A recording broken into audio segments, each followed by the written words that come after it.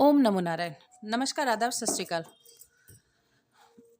आज मैं Aries sign वालों के लिए नवंबर मंथ के निकालूंगी रीडिंग कि नवंबर मंथ में आपके नेक्स्ट फेज ऑफ लाइफ में क्या आने वाला है, यानी अगले मंथ आपके लाइफ में क्या आ सकता है। एंजल प्लीज़ बताएं क्या आ सकता है मेरे व्यूअर्स की लाइफ में। टर्निंग इन, आप अंदर की तरफ झांकोगे। मैं पहले कार्ड निकाल लूँ। प्लेफुलनेस, इसमें हो सकता है कुछ पास्ट की भी झलक हो और फिर आगे क्या होने वाला है इसके भी आपको ग्लिम्प्स मिल जाए। ठीक है, ओके। एग्जिस्टेंस है बॉटम की एनर्जी। टर्निंग इन, सबसे पहले आप जितनी भी नेगेटिव थॉट है आपकी, क्योंकि निश्चित रूप से आप किसी न किसी चीज़ से हॉन्टेड हो, परेशान हो, दुखी हो, ये यहाँ पर नज़र आ रहा है। तो आप उन सारी चीज़ों को, बाहर की चीज़ों को, जो एक्सटर्नल फैक्टर्स हैं उन्हें आप बाहर ही रखोगे और आप अपने अंतर मन में अपने सुकून, अपने शांति, अपने पीस, हार्मनी की तरफ, अंतर्मुखी जिसे होना कहते हैं, अंदर की तरफ जाओगे। क्योंकि वो कहते हैं ना कि ब्रह्मांड हमारे अंदर निवास करता है। तो आप बाहरी दुनिया के शोरगुल से बाहर बाहर निकल के, वहाँ से निकल के आप अपने अंतर मन में झांकोगे और वहाँ पर आप शांति खोजने की कोशिश करोगे। 4 की एनर्जी है, यहाँ भी 4 है, यहाँ भी 4 है।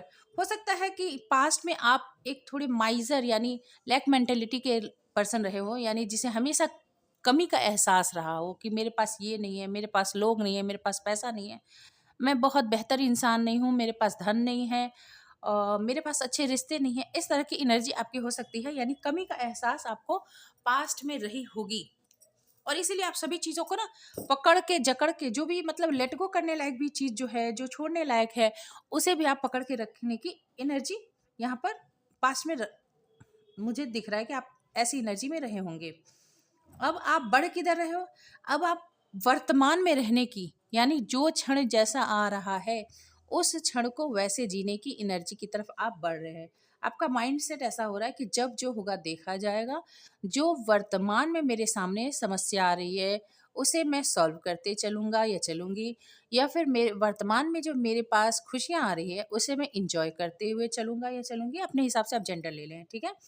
और प्लेफुलनेस, आनंद की अवस्था में रहना, यानी मन के अंदर सुकून, मन के अंदर हार्मनी, मन के अंदर तृप्ति, शांति आप पाने की कोशिश कर रहे हो और उस एनर्जी को आप मैनिफेस्ट करो। ये बहुत पॉजिटिव एनर्जी और आपको ऐसा ही करना चाहिए। एग्जॉस्टेड, हो सकता है कि पास्ट में आप बहुत ज़्यादा जो एग्जॉस्टेड रहे वो बीच बीच में अभी भी हॉन्ट करती होगी।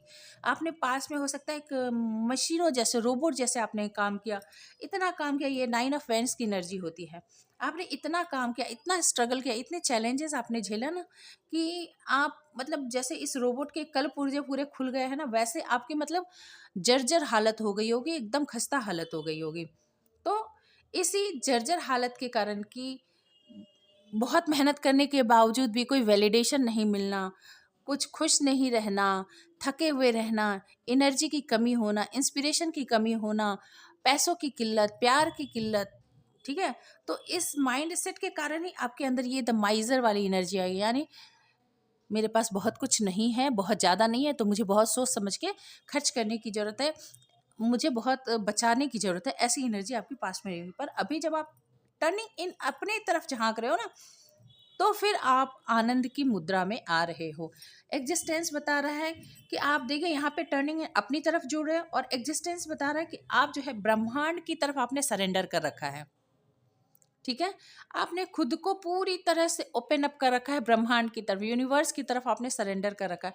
अब कोई छल कपट, कोई परेशानी, मन में अंतर्द्वंद, बहुत ही परे जो होता है ना कि मन के अंदर उथल पुथल चल रहा है, क्या मिलेगा क्या नहीं मिलेगा, क्या स्ट्रगल को लेकर, प्रेम को लेकर जो मन में चलता रहता है, वो सारी परेशानी आपने सरेंडर कर दी है कि जब जो मिलना है वो मिलेगा ही, जो जाना है वो जाएगा ही, और मेरे हिस्से का कहीं नहीं जा रहा है, वो निश्चित रूप से मेरी तरफ आएगा। और जब आप ऐसे प्योर इंटेंशन के साथ डिवाइन के सामने सरेंडर करते हैं तो सब कुछ बदलने लगता है, ठीक है। अब हम टैरो से इसे वेरीफाई करते हैं कि नेक्स्ट फेज ऑफ लाइफ में आपकी तरफ क्या आ रहा है। ओके,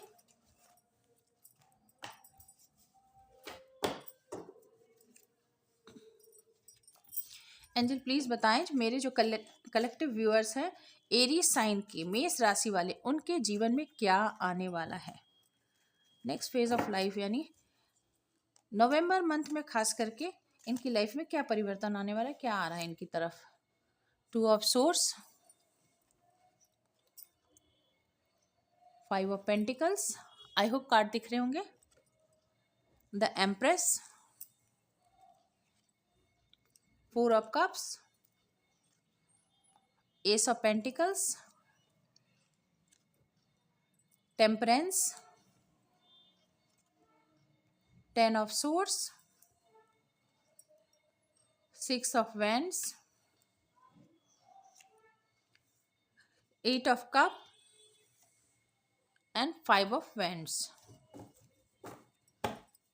बॉटम में है क्वीन ऑफ पेंटिकल्स। देखिए नेक्स्ट फेज ऑफ लाइफ में ना नवंबर में जहां जो मुझे दिख रहा है,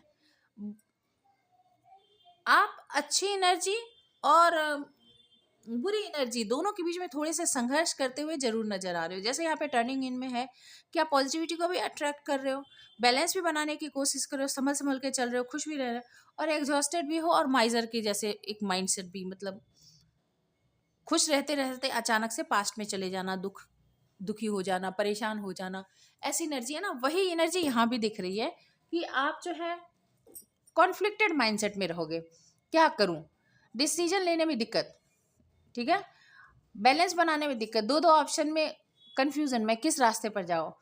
5 ऑफ पेंटिकल्स वही लैक मेंटेलिटी की बात है कि मेरे पास कुछ भी नहीं है, मेरे पास पैसे नहीं है, मेरा कोई सपोर्ट नहीं करता, कोई मुझसे प्यार नहीं करता, ठीक है। इस तरह की एनर्जी यहाँ पर आपकी नजर आ रही है, कमतर का एहसास।